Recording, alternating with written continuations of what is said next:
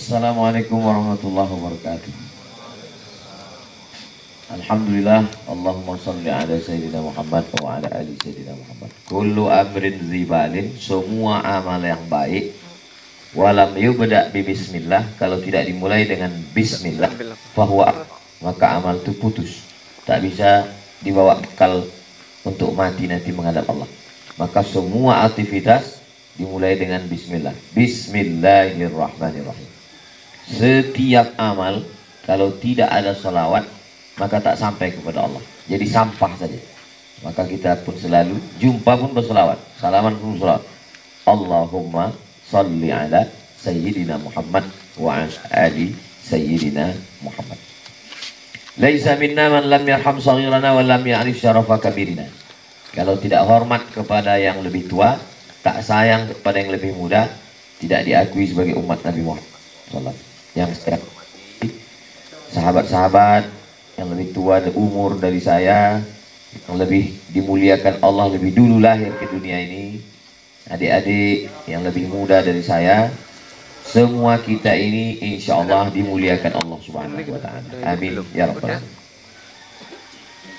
A'udzu billahi minasyaitonir rajim. Qul a'udzu birabbin nas, malikin nas, ilahin nas, min syarril waswasil khannas, alladzi waswisu fi sudurin nas minal jinnati wan nas. Lebih dulu dia dari kita. Dua makhluk ini selalu disandingkan, tapi tak pernah kita duluan. Selalunya dia minal jinnati wan nas. Dalam ayat lain, wa ma khalaqatul jinna wal insa illa liya'budun. Jin dulu baru insa, minal jinnati baru wan nas. Dalam ayat lain, qul la ini jitama'atil jinnu wal insu, seandainya berkumpul semua jin dan manusia. Kenapa setiap disandingkan kita dengan mereka, selalu mereka duluan? Karena memang dia lebih dulu diciptakan Allah dari kita. Namanya jin. Jin artinya tertutup. Arti jin tertutup. Tertutup maka tak nampak. Jim dengan nun artinya tertutup. Maka bayi yang ada tertutup tak nampak mata disebut dengan janin. Janin itu dari kata jin, tertutup. Karena tertutup jadi dalam rahim. Surga itu juga disebut dengan jin. Jim sama nun, jannah, surga. Kenapa surga itu disebut dengan jin? Karena cahaya matahari tertutup daun-daun kayu tak sampai ke tanah. Ini pokok kayu, ini pokok kayu, dahan rantingnya tertutup-tutup, maka kita nyaman duduk di bawah. Itu disebut dengan jannah. Kita menyebutnya dengan taman. Tertutup. Lalu kemudian jin, jannah, janin, majnun. Majnun itu pun diambil dari kata jin. Tertutup otaknya, mohon maaf. Tertutup akalnya, tak bisa lagi membedakan mana kawan, mana lawan, mana makanan, mana kotoran. Tertutup. Maka semua itu tertutup dengan disebut dengan jin. Tapi bukan berarti kalau ada kawan yang tak pernah cerita tertutup, kau jin nih, enggak. Dia duluan. Lalu kemudian satu dari jin ini beramal, beribadah dia kepada Allah. Beribadah dia kepada Allah, naik levelnya menjadi di langit ke-1. Beribadah kepada Allah, naik levelnya langit kedua. Beribadah dia, rajin beribadah. Akhirnya puncaknya dia selevel dengan semua malaikat. Menyatu dia dengan semua malaikat. Lalu kemudian kata Allah, wa idh qulna lil malaikati, kami katakan kepada malaikat, usjudu li Adam, sujudlah kamu kepada Adam. Hai malaikat, semuanya sujudlah kamu kepada Adam. Sujudlah semua malaikat kepada Adam. Fasajadu, semuanya sujud. Kecuali dia tak mau sujud. Illa iblis. Kecuali iblis. Iblis itu bukan malaikat, jin. Semua malaikat yang disuruh Allah sujud kepada Adam, sujud. Dia tak mau sujud. Yang disuruh Allah sujud itu jin atau malaikat? Malaikat. Malaikat yang disuruh Allah sujud. Dia bukan malaikat, dia jin. Buka surat Al-Kahfi yang selalu kita baca malam Jumat. Kana minal jinni, dia berasal dari jin. Dia bukan dari malaikat. Lalu kenapa dia bisa pula selevel dengan malaikat? Karena ibadah. Makanya kalau ada orang bangga dengan ibadahnya, nah itu kan masih kalah sama iblis. Tapi jangan pula ini kita balik. Kau kenapa tak pernah beribadah? Alah, banyak pun ibadah kita, iblis juga ya kita. Kalau kita tentang masalah ibadah. Lalu kemudian ketika semua malaikat ini bersujud kepada mereka, kepada Adam alaihissalam, dia tak mau sujud. Allah pun bertanya kepadanya. Allah bertanya itu bukan karena Allah tak tahu, Allah maha tahu. Allah mau kasih tahu ke kita yang tak tahu. Kenapa dia tak mau sujud kepada Adam? Allah tanya sama dia. Ma mana'aka alla tasjuda li Adam. Kenapa kau tak mau sujud kepada Adam? Dia jawab aja. Khalaqtani min nar. Aku kau ciptakan dari api. Wa khalaqtahu min tin. Dia dari tanah. Dia dari tanah. Hitam, busuk, bau, dipijak-pijak. Aku api, merah, menyala, ke atas, mulia. Ana khairum minhu. Aku lebih baik daripada dia. Marah Allah Ta'ala. Apa kata Allah? Malaka anta takabbara fiha. Kau tak layak menyombongkan diri dari Adam. Ukhruj, keluar kau dari surga. Innaka minas saghirin. Saghir kecil. Kau kecil, tak layak menyombongkan diri. Lalu kemudian dia minta kepada Allah. Apa kata dia? Anzirni ila yaumi yub'atsun. Panjangkan umurku ya Allah. Langsung dijawab Allah. Innaka minal munzarin. Kau kukasih ila sampai nanti yaumi yub'atsun, sampai hari kiamat. Nah, jadi yang tak mati-mati sampai hari kiamat itu adalah jin, bukan Highlander. Jin tak mati-mati sampai hari kiamat. Adapun yang anak-anak buahnya itu memang ada yang panjang umurnya, karena jin ini lebih panjang umurnya dari kita. Jin yang zaman atuk kita dulu masih hidup sekarang. Makanya kalau ada atuk-atuk kita dulu berkawan sama jin, mati atuk kita, datang dia ke ayah kita. Mati ayah kita, dia ingin lagi berkawan. Makanya kadang mau dia datang melalui dalam mimpi, dalam zikir, datang. Nah, seandainya Ustaz Somad sedang berzikir, tiba-tiba datang jin. Hai Abdul Somad, aku mau berkawan sama kau. Kita bilang, aku udah banyak kawan. Di IG aja udah banyak kali dah. Tak apa lagi berkawan sama kau. Nah, jadi memang kita tak bisa kita membedakan. Berkawan sama orang aja susah, apalagi sama yang tak nampak kan.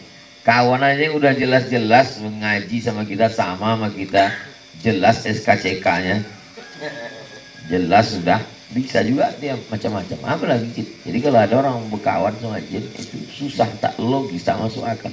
Cuma dia bisa percaya. Kawan sama manusia aja kita payah. Kadang jahat pula dia dari jin itu lagi. Nah, ini. Jadi makhluk ini memang diciptakan. Bahkan ada satu surat dalam Al-Quran namanya surat Al-Jin, juz 29. Waktu Nabi SAW pergi ke Taif, meninggal ayahnya Abdullah, meninggal emaknya Aminah, meninggal istrinya Khadijah, meninggal pamannya Abu Talib. Dua tempat dahan bergantung itu patah sekali dalam 1 tahun. Sedih Nabi. Pergilah Nabi ke Taif. Sampai di Taif bukan disambut mereka dengan tola al-badru alaina marhaban. Tidak. Dilempar mereka pakai batu, dilempar mereka pakai kayu, berdarah tapak kaki. Larilah dia ke balik bukit, berdoa kepada Allah. Allahumma ya Allah, ilaika ashku dha'fa quwwati, kepada engkau aku mengadu kelemahanku, wa qillata hilati, ketidakberdayaanku, wa hawani 'ala nas, aku terhina sekarang, aku lemah. Anta rabbul mustad'afin, engkaulah Rabb, Tuhan, tempat berlindungnya orang-orang yang lemah. Lalu kemudian Nabi pun balik dari Taif. Balik dari Taif, dia membaca Quran. Terdengarnya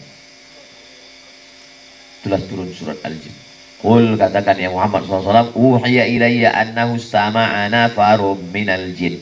Ada beberapa jin yang mendengar bacaan Quranmu, dan dia berkata, inna sami'na Qur'anan ajaba. Kami mendengarkan bacaan Quran Nabi Muhammad itu ajaba. Yahdi ila rusdi, menunjukkan kepada jalan yang benar. Amanna, kami beriman. Nah, itulah dalil ada dia yang beriman. Wa anna minnal muslimun, kami ini ada golongan yang muslim. Wa minnal qasitun, kami ada golongan yang kafir.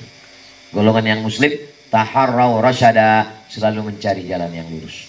Adapun yang kafir, kanu li jahannama hataba, menjadi bahan bakarnya api neraka. Jadi dua makhluk inilah yang diciptakan Allah. Tapi ayam, ikan, itik itu makhluk Allah, tapi tidak disuruh untuk beribadah. Yang disuruh beribadah cuma dua ini saja. Wa ma khalaqatul jinna wal insa illa liya'budun. Adapun binatang tak dikasih Allah akal. Karena syarat beribadah ini baligh, berakal. Baligh tak berakal. Umurnya baligh, akalnya tak sampai, tak wajib. Makanya yang tiga ini tak wajib. Orang tidur, budak kecil, orang gila. Kau kenapa tak sembahyang subuh? Aku tidur. Orang tidur mana wajib sholat subuh? Iya juga ya. Yang menjawab pandai, yang mengajak tak pandai. Nah, itulah pentingnya kita agak pandai sedikit. Tak perlu pandai-pandai kali. Nah, ini tentang masalah bahwa memang Allah menciptakan kita di sini. Lalu kemudian ini tempat apa namanya tempat kita ini? Tempat kita ini namanya tempat ujian. Lalu kemudian diciptakan Allah lah satu makhluk yang baru dari tanah, ditiupkan Allah ruh ke dalamnya, lalu kemudian malaikat bersujud, lalu kemudian dikirim Allah lah dia ke bumi ini. Ini bukan asal kita, ini bukan kampung kita. Kampung kita di surga.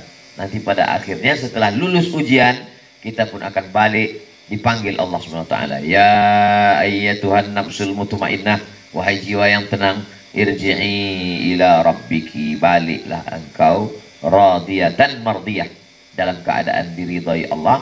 Engkau ridha dan ridha Allah, engkau ridha kepada Allah, Allah pun ridha kepadamu. Fadkhuli fi ibadi, masuklah ke dalam golongan hambaku. Wadkhuli jannati, masuklah engkau ke dalam surga. Nah, selama di sini ini, berapa lama kita di sini? Kata Nabi, baina sittin wa sab'in, antara sittin 60, sab'in 70. Ada juga kadang beberapa jamaah nih, aku udah muak kali lah hidup nih Pak Ustaz. Baina sittin wa sab'in, 60 70, tak bisa dipaksa. Setengah mati kita mau mati, tak mati-mati. Berapa banyak orang mau mati, mau bunuh diri, sengaja minum racun tikus, mau mati, bebut mulut. Jam 8 pagi terlentang, jam 12 hidup balik. Rupanya ada tetangga yang pandai, dituangkannya susu kaleng 1 botol. Kalau ada air, kita tuangkan air susu kaleng, airnya tumpah, air susu kaleng di bawah. Kenapa? Karena dia lebih kental, ini cair. Jadi kalau ada orang keracunan, dituangkan itu 1 kaleng, 2 kaleng, racunnya keluar. Buka mata, sangka udah di neraka, rupanya masih hidup lagi. Mau bunuh diri di rel kereta api, streaming pula tuh. Hai guys, lewat kereta api, rupanya salah rel. Tak mati juga. Kalau tak mati, kata Allah, tak mati. Berapa banyak pula orang yang yakin kali hidup, mati. Pembawa acara, ada tuh video di YouTube yang khusus cerita tentang orang mati. Pembawa acara mati. Tapi yang paling banyak saya tengok orang yang angkat berat, angkat besi-besi berat, angkat mati. Yang naik motor tak berapa kali mati.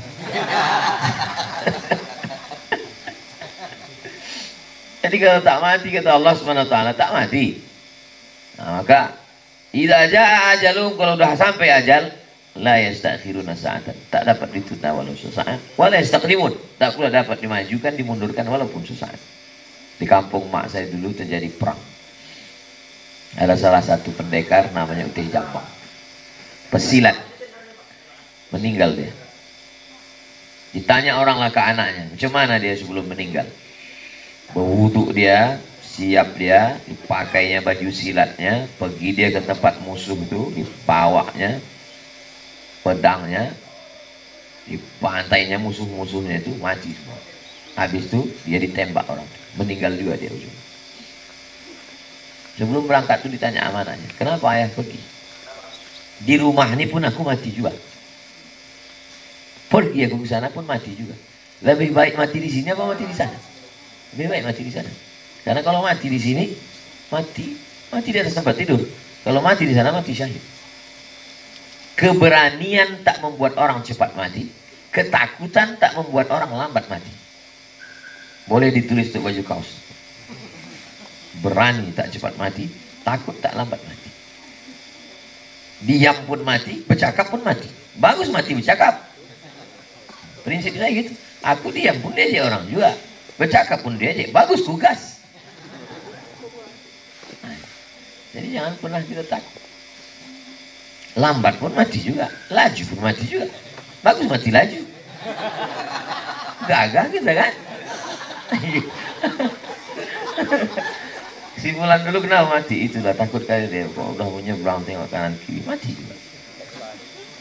Si Fulan tuh gitu emang nggak ada. Pokoknya seliduk mesin tuh ada.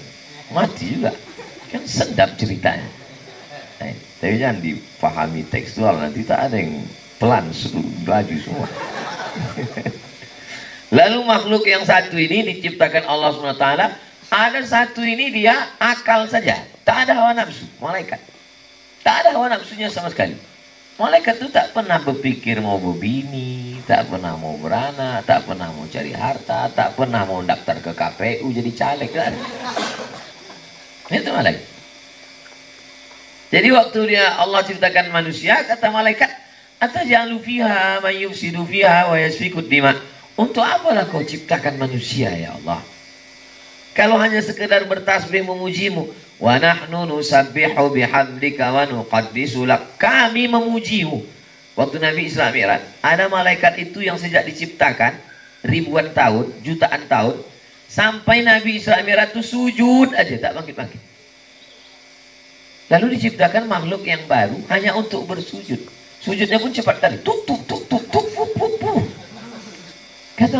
Kata malaikat, untuk apalah kau ciptakan makhluk yang baru ya Allah? Kata Allah, makhluk yang ini unik. Kalian bersujud karena tak ada hawa nafsu. Ini ada hawa nafsunya. Nafsu tidurnya dilawannya, nafsu kantuknya dilawannya, tapi dia sanggup bersujud. Itu bedanya sama kalian. Kalian bersujud karena memang tak ada hawa nafsu. Ini nafsunya banyak kali, tapi mampu dia bersujud. Itu lebihnya dari kalian. Sedangkan hewan tak ada akalnya, nafsunya saja. Makanya kalau ada kawan kita, tetangga kita, jiran kita, macam-macam tak ada akalnya, nafsu aja. Mungkin dia ini hewan yang bertubuh manusia. Terperangkap hewan di tubuh manusia. Aneh, mengerikan. Jadi sama kita sama jin. Jin itu ada akalnya, ada nafsunya. Malaikat pun juga, manusia pun juga ada akalnya, ada hawa nafsu. Maka kalau ada kawan kita itu agak salah-salah sedikit, maklum karena dia ada hawa nafsu. Tidak ada kawan kita ini yang betul aja. Kalau dia betul terus tak pernah salah, berarti dia udah malaikat. Aku heran tengok kau ini, kau tak pernah salah, kau malaikat apa orang? Dijawabnya, aku malaikat maut. Nah kalau ada kawan kita ini salah terus tak pernah betul, aku gak usah ragu, kawanku ini setan apa orang? Makanya sejahat-jahatnya orang pernah dia betul, sebetul-betulnya orang pernah juga dia salah. Itulah memang udah kodrat manusia. Jadi kita mungkin betul, tapi kita pernah salah. Kawan kita ini salah, tapi mungkin pernah betul. Melihat orang, memanusiakan orang. Kalau mencari kawan malaikat, man talaba akan bila aibin baqiya bila akhir. Mencari kawan yang tak pernah bersalah, seumur hidup tak berkawan. Mencari kawan yang tak pernah silap, seumur hidup tak pernah berkawan. Jadi kita ini alhamdulillah jauh, berjalan banyak ditengok, lama hidup banyak dirasa, banyaklah udah berkawan. Rasanya kawan itu begitu. Ada yang baik betul, pernah dia salah. Ada yang banyak juga salahnya, pernah juga dia betul. Tapi kawan saya ini Pak Ustadz jarang kali betulnya. Nah itulah usaha kita untuk memperbaiki. Nah dalam diri manusia ini pula diciptakan Allah ada namanya nafs. Nafs itu diri. Itulah yang sebenarnya diri kita itu nafs. Disebut dia dengan ruh. Karena masuknya ke badan kita ini bertiup. Ruh itu artinya bertiup, berhembus. Waktu dimasukkan ke badan kita ini ditiupkan. Wa nafakhtu fihi min ruhi. Ditiup. Dan keluarnya nanti pun bertiup juga dia. berhembus dia waktu keluar. Napas itu kan dua, satu ditarik, satu dihembus, satu ditarik, satu dihembus. Ada masanya nanti waktu dihembus tak bisa ditarik lagi, tak tarik, itu lewat nanti, habis hembus. Waktu hembusan terakhir itu kita mau hembusan terakhir itu kalimat la ilaha illallah. Disebut dia ruh karena dia berhembus. Disebut dia dengan nafs. Nafs artinya diri. Karena memang itulah diri kita. Lalu kemudian disebut juga dia dengan bahasa kitanya disebut dengan jiwa. Makanya dalam lagu Indonesia Raya, bangunlah jiwanya, bangunlah badannya. Kenapa jiwa baru badan? Karena badan datang belakangan. Jiwa itu sudah ada duluan, ruh itu sudah ada duluan, baru diciptakan sangkarnya, sangkanya. Inilah yang ditiupkan dia ke dalam, lalu kita pun lahir ke atas dunia. Inna hadakum yujma'u khalquhu fi batni ummihi arba'ina yawman nutfah, 40 hari dalam bentuk air. Summa yakunu 'alaqatan mithla dzalik, berubah menjadi darah. Alaqah artinya menempel macam lintah. Karena memang darah itu menempel di dinding rahim. Kalau tak menempel dia jatuh, itulah keguguran. Makanya kata dokter, aduh ini rahimnya lemah bu. Sampai kapan ini? Ini nggak tertolong lagi. Sampai kapan pun dia gugur terus. Nih, Muhammad. Mendengar cerita itu, lakinya pun tersenyum. Maksudnya ada alasan. Saya pun berani nyampaikan ini karena ibu-ibu itu jauh. Sumayakunu alaqah, menempel di dinding rahim, darah 40 hari. Sumayakunu mut'ah, berubah menjadi segumpal daging. Mut'ah itu artinya segenggam, sekepal, sekapal, sekepal, sekepal, segenggam, berubah menjadi segenggam daging. Air, darah, daging. Sumayursalul malaku, dikirimlah malaikat membawa ruh. Lalu malaikat pun menghembuskan ruh ke daging yang segumpal tadi. Hiduplah dia. Lalu kemudian hiduplah ke atas dunia ini. Selama di atas dunia ini diuji. Zuyyina linnasi hubbus syahawat. Selama di atas dunia ini dia pun diuji dengan syahwat. Ada namanya nafs, diri tadi. Ketika nafs tadi berjumpa dengan jasad, muncullah sesuatu namanya syahwat. Maka disebut dengan nafsu syahwat. Keinginan. Syahwat itu keinginan. Zuyyina linnasi hubbus syahawat. Yang pertama keinginan waktu kita sudah hadir di dunia ini, minan nisa. Nisa. Syahwat yang pertama itu nisa. Makanya kalau ada manusia disuruh dipilih, ini makan, ini minum, ini kendaraan, ini harta, ini nisa. Yang pertama dipilihnya nisa.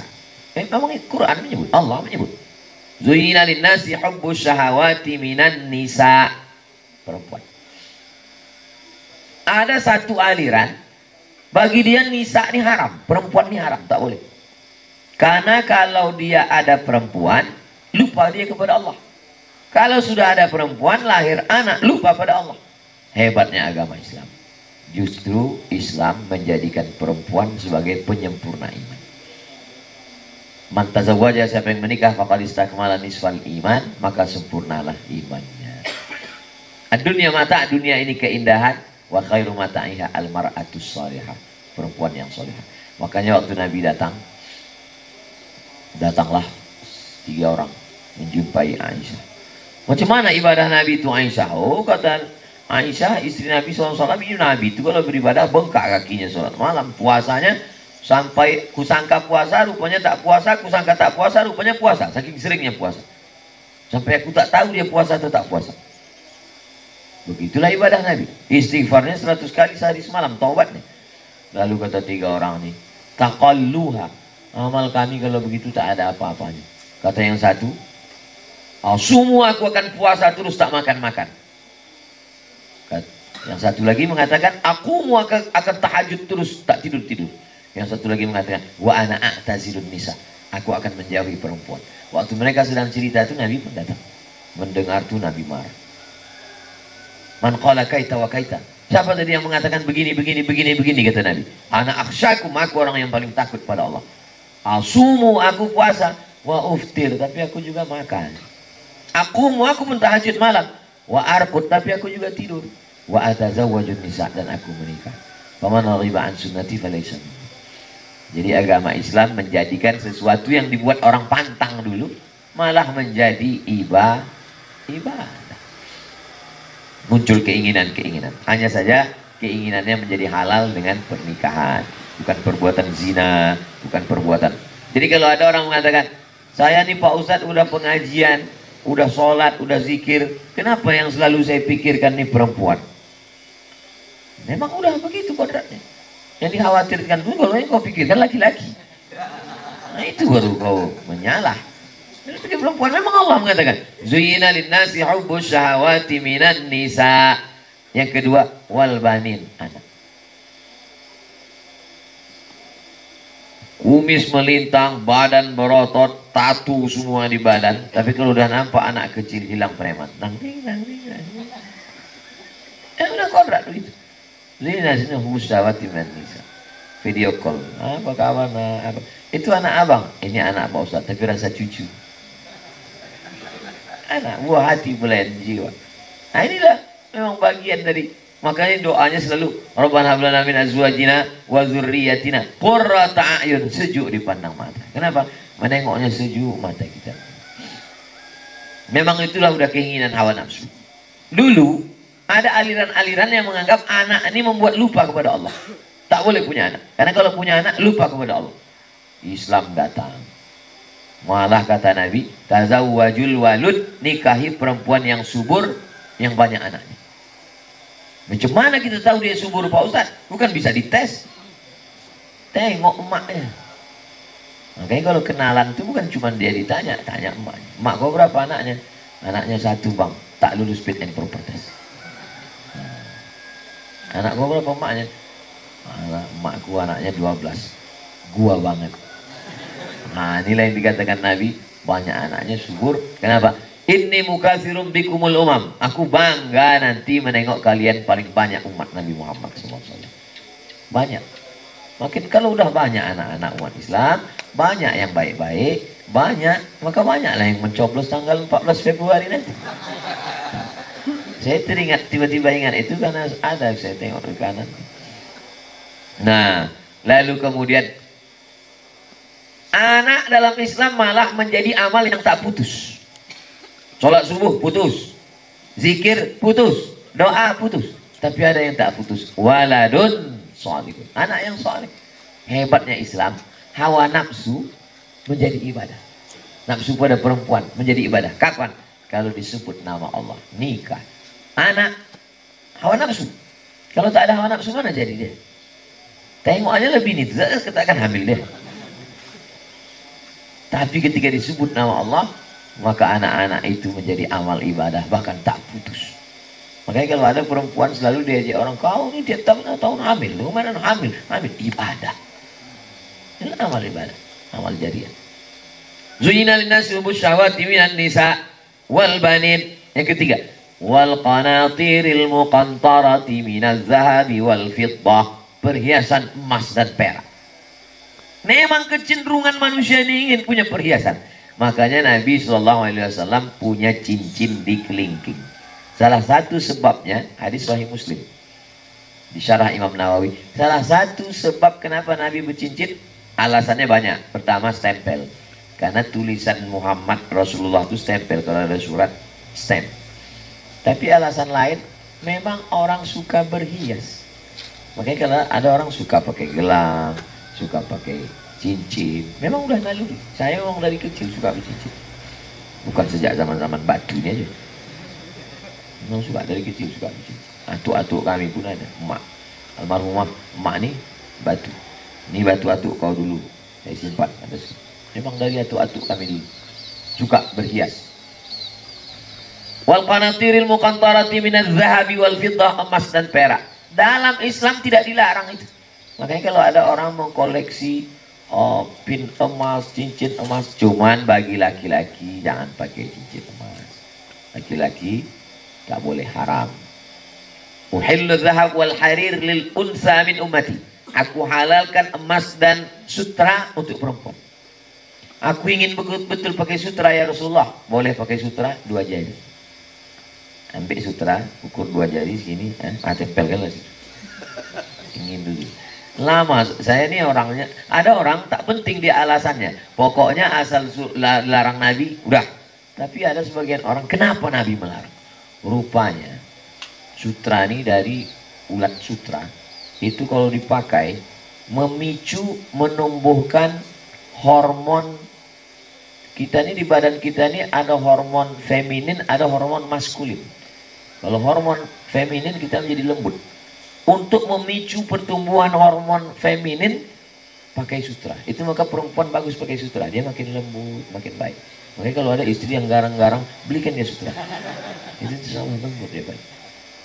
Laki-laki kalau selalu pakai sutra, dia lama-lama menjadi lembut. Awalnya dia garang. Mana motor tadi? Mana? Kalau selalu kan, motornya mana? Itu gawat bahaya. Jadi itu baru saya paham, oh patutlah perancang-perancang itu yang suka pakai kain-kain lembut itu melambai dalam lama. Orang tuh agak sarang, memicu hormon feminin. Jadi semua yang dilarang Nabi itu ada alasan rasionalnya. Cuman kalau kita belum tahu, belum dapat kita, tak sampai akal kita. Kalau galah panjang sejengkal, jangan laut, tidak diduga.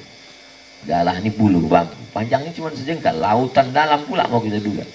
Kita hanya baru tahu beberapa poin saja. Saya ketemu dengan profesor fisika. Kata dia, yang baru ditangkap manusia tentang alam bumi ini cuma 30%, Pak Ustaz. Yang 70 belum tertangkap manusia. Lautan yang begitu luas tuh, yang baru diselami manusia hanya sekitar 20-30%. Adapun dalam-dalam itu belum lagi. Begitu banyaknya yang belum diketahui manusia. Zuina linnasi syahwati minan nisa wal banin wal qanatiril muqantarati minadh dhahabi wal fiddah wal khailil musawwamah. Wal khail, kuda musawwamah yang dihiasi. Jadi mereka dulu bangga dengan kudanya. Nabi Muhammad punya kuda, Nabi punya unta, kendaraan-kendaraan. Dulu kendaraannya kuda, unta. Sekarang kendaraannya, nah itulah kendaraan-kendaraan yang kita pakai semua. Jadi memang ada hawa nafsu itu di dalam diri manusia, keinginan-keinginan. Wal khailil musawwamati wal an'am. Al-an'am, ada satu surat dalam Al-Quran namanya surat Al-an'am. Keinginan untuk punya binatang ternak. Punya kambing, punya lembu, punya sapi, punya. Sekarang yang mengamalkan ayat ini orang Australia.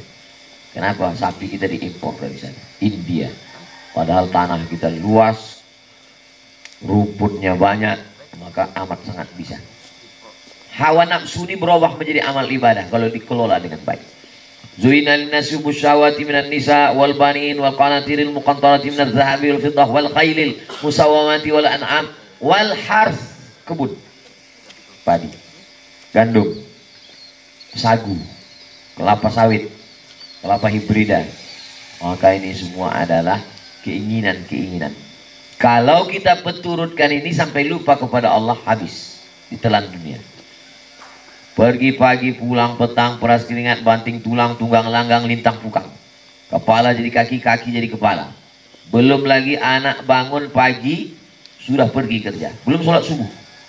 Orang-orang di kota besar, di Medan, di Surabaya, di Jakarta, di Bandung, di Kuala Lumpur, di Singapura, belum lagi terbit matahari. Ayam, dulu ada pepatah, jangan sampai rezeki dipatuk ayam. Orang sekarang ayam belum bangun dia udah pergi. Ayam pun terkejut. Aku rasanya tak gini kan kita ayam. Jam 4 jam 3 orang udah bangun. Takut macet. Nah, sampai di jalan macet juga, terjebak jam. Nantilah di kantor sholat subuh. Sampai di kantor, di office, udah tak bisa sholat subuh. Anak tak jumpa, bini tak jumpa, Tuhan pun tak jumpa. Kerja. Sarapan tak sempat, kenapa? Udah sibuk, meeting, ini segala macam. Zuhur pun melayang, asar pun melayang, pulang ke rumah, kena lagi macet sore, belum lagi lembur, bertambah jam kerja, belum lagi sampai jam 8. tinggal jam 8 mandi ini segala macam, makan jam 9, hanya ketemu dengan keluarga jam 10, jam 11, habis. Dia pun pula sibuk akhirnya. Cobalah kita perhatikan petani dulu. Petani dulu sempat dia zikir, bangun, sholat tahajud, sholat subuh, jumpa sama masyarakat, bersilaturahim, sempat sarapan, habis itu pula duduk-duduk minum kopi kejap, habis itu baru pergi dia ke sawah, habis itu dia membajak sawah, habis itu ada pondok ladang di tengah, nanti menjelang zuhur dia sempat mandi bersih, sholat zuhur, bininya pun datang bawa ikan asin sama tak usah kita ceritakan, menetes air liur. Sempat dia makan, habis itu dia panen, dia tengok bersih-bersih sawah kejap, habis itu dia pulang. Silaturahim dengan kawan tetangga tak hilang, anak bini jumpa, hidup itu cuma makan pakai juga. Yang dimakan busuk, yang dipakai lapuk. Itulah cuma hidup, habis, menumpang lalu. Orang zaman modern tak tentu arah, anak tak jumpa, bini tak jumpa, bertetangga tidak. Berapa banyak mati di ruangan, orang tahu mati karena handphone udah tak hidup-hidup, baru orang datang. Rupanya udah busuk, tetangga pun tak tahu. Syukur kalau langsung mati. Tak mati-mati, masuk rumah sakit, diperiksa dokter, diperiksa, kena lambung. Saking sibuknya cari makan sampai tak sempat makan. Dan yang dicari itu pun tak pernah dimakan. Mau dimakan diabetes, mau dimakan kolesterol, mau dimakan asam lambung, mau dimakan asam urat, mau dimakan asam sulfat. Apa yang mau dicari? Memang aneh manusia.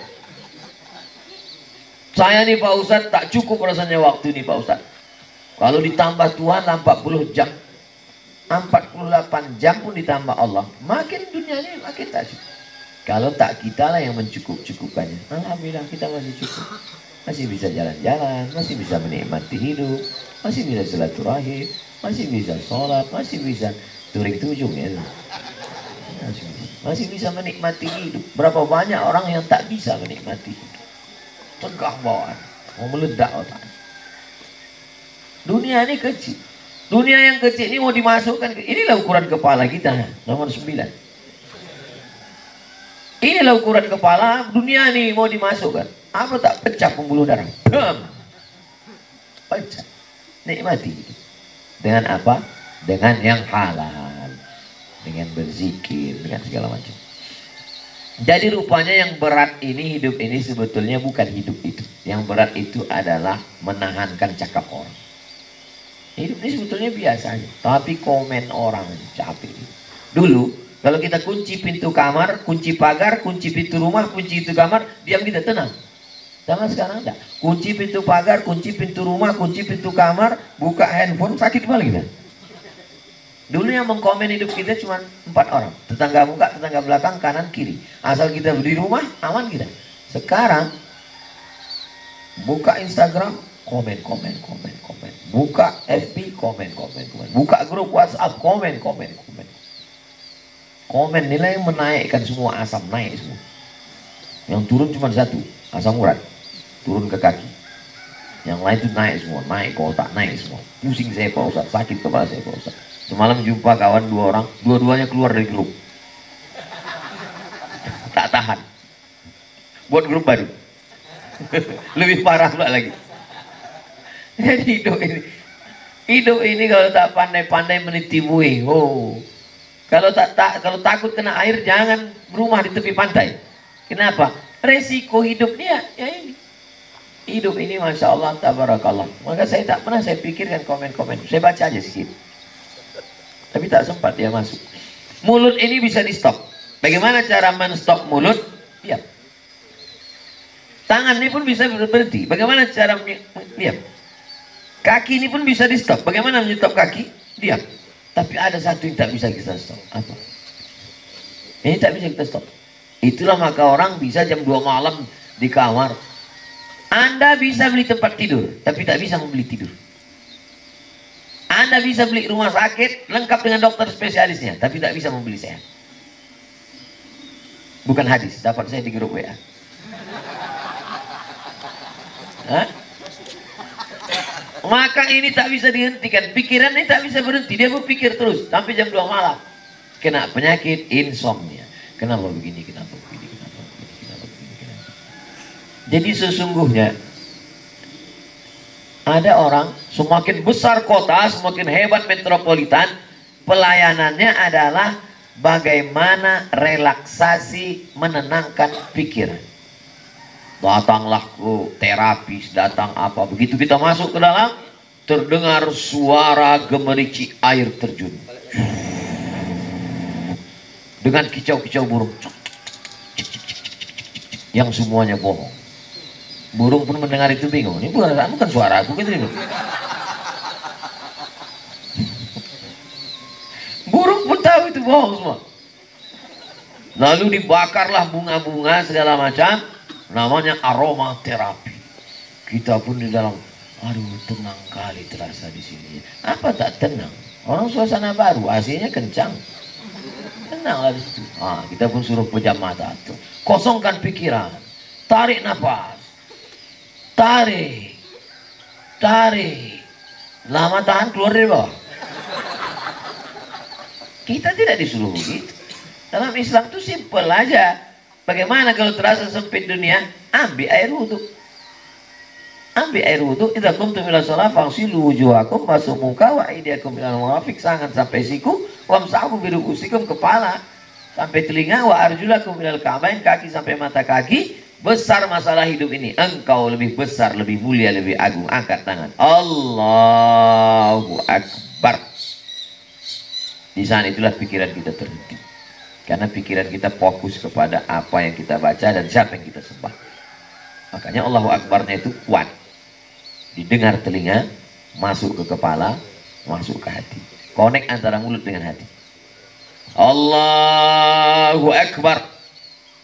Saya membagi iftitah itu 4 nafas. Allahu Akbar kabiran walhamdulillahi katsiran wa subhanallahi bukratan wa asila. Wajjahtu wajhiya lilladzi fatara as-samawati wal arda hanifan musliman wa ma ana minal musyrikin. Inna salati wa nusuki wa mahyaya wa mamati lillahi rabbil alamin. La syarika lahu wa bidzalika umirtu wa ana minal muslimin. Keluar kita dari ini. Ada satu kamar, satu ruangan. Bocor gas di situ. Orang di dalam itu tak sadar bahwa di situ bocor gas. Yang sadar itu orang yang luar, kecil. Maka ketika kita sedang sholat, kita sedang keluar dari ruang itu ke ruang yang baru. Kalau orang tidak Islam, dia banyak tawarannya. Tulis besar-besar di pintu. How you can stop your mind. Bagaimana Anda bisa menghentikan pikiran Anda. Kita tak disuruh menghentikan pikiran. Kita mengalihkan pikiran yang sebelumnya kepada makhluk, yang sebelumnya kepada benda, kepada Allah SWT. Saya tak menyuruh menghafal terjemah, tapi kalau paham lebih menambah makna. Inna salati wa nusuki wa mahyaya wa mamati lillahi rabbil alamin la syarika lahu wa bidzalika umirtu wa ana minal muslimin. Aku ini digoda setan. A'udzubillahi minasyaitonir rajim. Aku ini agaknya jauh dari rahmat Allah. Allah sayang sama aku. Bismillahirrahmanirrahim. Aku ini dipuji-puji orang, sekarang tak dipuji orang. Memang bukan punya aku, punya Allah. Alhamdulillahi rabbil alamin. Diulang 2 kali, aku ini disayang Allah. Ar-Rahmanir Rahim. Aku ini raja, aku ini pemilik. Aku bukan pemilik, yang memilih itu Allah. Maliki yaumiddin. Aku sekarang sedang menghadap ke dia, meminta ke dia. Iyyaka na'budu wa iyyaka nasta'in. Kasih aku jalan yang lurus ya Allah. Ihdinas siratal mustaqim.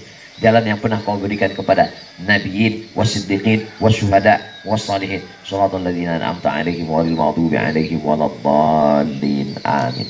Jadi iftitah dan Fatihah itu dibaca, didengar telinga, masuk ke hati dan pikiran, direnungkan maknanya. Nah, itu membuat kita keluar dari masalah yang ada dalam pikiran kita. Jadi kadang banyak orang ini iftitah, Fatihah, ayat itu tak sempat, dia pun tak ingat, tak habis baca. Satu nafas selesai iftitah, Fatihah sama ayat. Tak bisa. Sholat itu mesti ada khusyuknya, mesti ada perenungannya. Tapi tak sama antara khusyuk saya dengan khusyuk Bapak. Itulah kasih sayang Allah, tak diceritakannya, tak nampaknya siapa khusyuk. Tak ada tertulis di kening nih. Kalau khusyuk hijau, kurang khusyuk kuning, tak khusyuk sama kali merah. Itulah sayangnya Allah. Kalau Allah tak sayang, dinampakkannya di kening saya. Abdul Somad tak khusyuk merah. Tahu-tahu saya cerita tentang khusyuk. Alah kau aja merah. Khusyuk ini kan masalah rasa. Rasa itu tak bisa diceritakan. Siapapun yang mencoba ingin menceritakan rasa, maka dia berdusta. Karena rasa tak bisa diceritakan dengan kata. Kata terlalu miskin untuk mewakili rasa. Bertamu kita ke rumah orang, dikasihnya kita teh, kita minum. Ditanyanya, bagaimana rasanya Pak Ustadz? Ya rasa manis-manis buah lah. Buah apa? Rasa manis-manis madu lah. Gak bisa. Bapak sholat, saya sholat, kita sholat, rasakan sendiri. Allah Subhanahu Wa Taala menanamkan itu. Kita hanya berusaha saja. Kita serahkan semuanya kepada Allah. Kalau makhluk di bumi ini sudah tak ada lagi yang mau mendengar kita mengadu, mengadulah ke langit dengan berbisik ke tanah. Subhana rabbiyal a'la wa bihamdi, subhana rabbiyal a'la wa bihamdi, subhana rabbiyal a'la wa bihamdi. Subhana, engkau yang maha suci, aku kotor. Rabbi, 3, engkau mencipta aku, engkau mengasihi aku rezeki, engkau mengatur hidup aku. A'la, engkau yang tinggi, aku rendah, aku tak ada. Wa bihamdi, engkau lah yang layak dipuja dan dipuji. Duduk antara dua sujud, 8 permintaan. Rabbi firli, warhamni, wajiburni, warzuqni, wahdini. Lupa pula dia kalau di luar salat. Rabbi firli, warhamni, wajiburni, warfa'ni, warzuqni, wahdini, wa'afini, wa'fu anni. 8 permintaan. Yang paling banyak doa dari takbiratul ihram sampai salam itu waktu duduk antara dua sujud. Iftitah itu tak ada doa sama sekali. Fatihah itu ada doa setengah. Iyyaka na'budu wa iyyaka nasta'in ihdinas shiratal mustaqim. Yang awal itu tak doa. Tapi doa yang paling panjang 8 duduk antara dua sujud. Mestinya disitulah kita paling khusyuk. Rabbil fili warhamni wajiburni warfa'ni warzuqni wahdini wa'afini wa'fu anni. Tapi berapa banyak kita yang tak ingat antara dua sujud. Macam dapat bakwan panas. Saatnya kita merenung. Saya tidak mengatakan sholat saya paling khusyuk. Kita semua sembahyang ini sama macam kalau dulu orang-orang tua mengatakan macam meniti pematang di tengah sawah. Nah, ini paling mudah. Nanti kita buatkan satu konten meniti pematang di tengah sawah. Ada tanah liat di tengah sawah, pematang licin itu. Memikul padi. Kadang-kadang terkelicik, terpeleset, naik balik, jatuh, naik balik. Begitulah kita. Waktu di awal tuh khusyuk. Allahu Akbar. Allahu Akbar kabir. Agak-agak jatuh, naikkan balik. Jangan sampai udahlah jatuh, pergi pula ke kolam, nangguk-nangguk ikan pula. Sempat pula ada gabus, ada lele.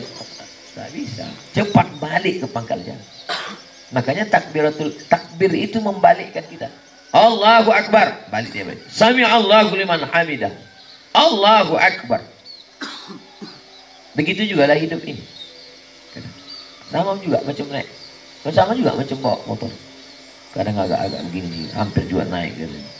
Terbawa, tak ambil pula jalan orang. Selalu fokus. Begitu kita slip 1 menit aja slip, langsung nah, ini. Begitu juga lah. Sholat ini menjaga kekhusyukan. Sampai kapan nih Pak Ustadz? Ada juga iklannya. Sampai kapan lah kita ini Pak Ustadz? Sampai akhirnya ruh yang udah ditiupkan tadi keluar dia balik.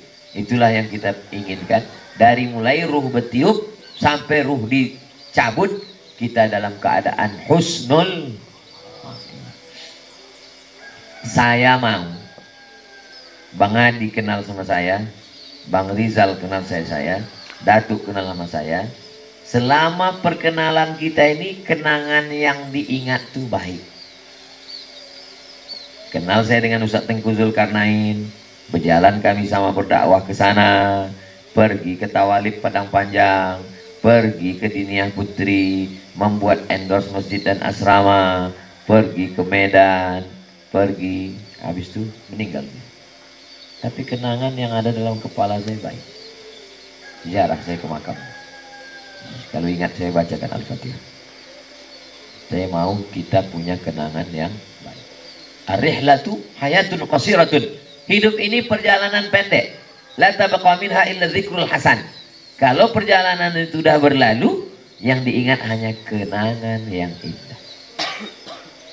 Perjalanan kita kemarin dari Rimbo Panjang, berhenti kita sejenak di Rantau Berangin, berhenti kita sejenak di Bandre, Hos, iklan gratis ini, berhenti kita sejenak, tarik nafas, habis itu kita pun akan balik.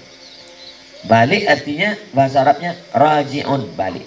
Innalillahi wa inna ilaihi raji'un. Siapa di antara kita balik duluan? Allahu a'lam. Tergantung kloter berapa. Kata pepatah orang Melayu, mombang jatuh kelapa pun jatuh. Kalau kita tegak di bawah pokok kelapa, jangan tengok ke atas, tengok ke bawah. Apa yang jatuh ke bawah? Putiknya pun jatuh. Kelapa yang muda itu putik jatuh. Jangankan putiknya, mombang. Jangankan putiknya, mayangnya pun jatuh. Mayang pun jatuh ke bawah. Bayi-bayi pun jatuh. Malah kelapa tua tak jatuh. Dijuluk baru jatuh. Jadi masalah hidup, masalah umur nih, tak usah terlalu pikirkan. Dulu saya selalu berpikir, aku mati tahun 2040. Saya hitung, lahir 1977, umur 63, menurut hitungan Masehi berarti mati tahun 2040. Kawan saya meninggal, satu kelas meninggal, satu angkatan meninggal, sama-sama di Mesir. Sejak itu saya tak terpikir lagi 2040. Yang penting macam mana kita meninggalkan kenangan yang baik-baik. Untuk istri kenangan baik, untuk anak kenangan baik, untuk saudara kenangan baik, untuk kawan kenangan baik. Sesuai kemampuan kita. Makanya kalau saya jumpa jamaah macam tadi malam, kenapa Ustaz salamilah anak-anak? Saya mau meninggalkan kenangan baik. Paling tidak nanti dia jadi orang sholat, dia cerita dia ke anak istrinya. Aku dulu pernah ada Ustaz datang kemari, Ustaz Somad. Memang tak dapat ku foto, tapi dapat ku salam. Kenangan baik dia. Begitu datang aja tutup pintu kaca, mau ngamuk-ngamuk apa nih. Udahlah tak ngasih apa-apa, mengamuk-ngamuk pula. Dapatnya berita Ustaz Somad meninggal, mampus dia situ kan. Kalau tidak sempat dibacakannya kita Al-Fatihah jadilah. Oh meninggal Ustaz itu ya Allah maafillah warhamhu. Untuk almarhum Ustaz itu Al-Fatihah. Kebetulan dia pula ketua masjid, dikumpulkannya orang sholat gaib dia. Kebetulan malam itu pula wirid Yasin, disumbangkannya kolak pisang, dikirimkannya ke kita. Allah maafillah warhamhu. Itulah kenangan baik, itulah yang tak bisa dibayar dengan apapun. Hidup ini kalau bisa, tinggalkanlah kenangan yang baik-baik. Pas 1 jam. Dari 5:30 sampai 6:30, baju pun udah siap. Kabarnya ada air terjun. Kalau mandi kita di situ, katanya balik dari situ langsung ketemu jodoh. Nah, ini harus kita rahasiakan ini. Jodoh itu tidak selamanya pasangan hidup. Langkah, rezeki, pertemuan, maut. Kita berkawan nih pun jodoh. Ketemu dengan orang baik-baik ini kan berjodoh. Dan setiap perjodohan pertemuan kita ini ada cerita tak sama. Cerita saya dengan Ustadz Henry lain, cerita saya dengan Datuk lain, cerita saya dengan Pak Cik lain, cerita saya dengan Ustadz Abdul Salam lain. Setiap kita ini punya cerita yang berbeda, sama macam cap jempol, tak sama. Cerita pertemuan saya dengan Ustadz Abdul Salam lain. Beliau itu UAS juga, Ustadz Abdul Salam. Makanya kalau ada orang buat pengajian tablik akbar, Ustadz Abdul Salam, tablik akbar, yang mengisi tablik akbar, UAS, muncul Ustadz Abdul Salam. Orang tak bisa marah. Katanya UAS, ini UAS juga. Ustadz Abdul Salam, sahabat kan, kawan lama. Kenangan saya dengan beliau baik-baik. Tak pernah kenangan tak baik. Beliau yang pertama kali membawa saya umroh di antara alumni Azhar. Ini untuk iklan, nanti daftar Februari.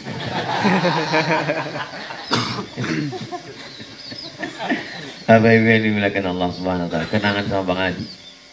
Bang Adi kami sama-sama berangkat umroh di atas atap Masjidil Haram. Waktu itu belum pilal lagi, masih enak. Jalan kemarin-kemarin belum pakai masker lagi. Nah, sekarang susah ya, makan pun payah, berjalan pun payah.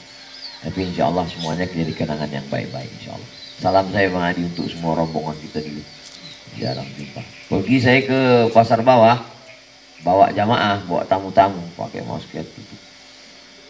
Datang satu bapak-bapak ngasih dompet. Ustaz, apa nih Pak? Kita dulu yang sama-sama berangkat umroh.